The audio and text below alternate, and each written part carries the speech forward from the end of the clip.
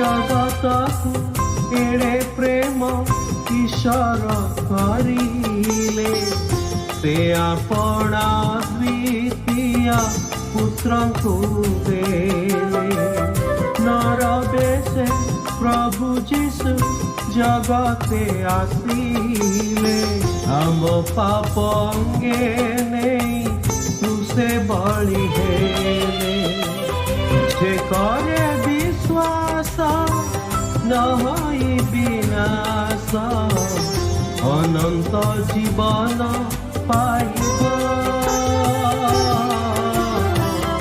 बंधु एक कथा विवेचना। प्रभु श्रीख्रीष्ट प्रेममय नाम आपण को शुभेच्छा। पवित्र बाइबल जहन लिखित सुसमाचार 10 अध्याय 9 पदरे आमे एहीपरि पाठ करू मु द्वार जदि केही मोदे प्रवेश करे ताहेले से रक्षा पाइब एवं भीतर को आसी और बाहर को जाई चरा पाइब। गोटे परिवेश रु अन्य परिवेश को द्वार ही आमको नहीं थाए। मनुष्य जाति जगत और सृष्टि सबकिछि पाप हेतु पतित अवस्था रही।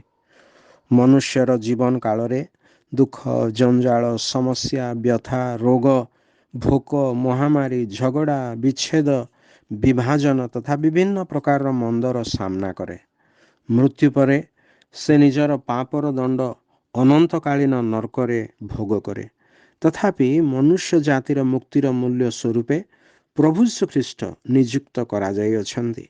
से क्रूसरे निजर रक्त झराई आमर प्रायश्चित स्वरूप हेले ओ आम पई द्वार मध्य अटंती। जे केही ताहांकु प्रभु ओ त्राणकर्ता रूपे विश्वास रे ग्रहण करंती प्रभु ताहांक पई द्वार स्वरूप होई जानती। से एही द्वार दे जीवन रे प्रवेश करी पूर्वरु पाप द्वारा प्रभावित जीवन को जय करि पारिबो।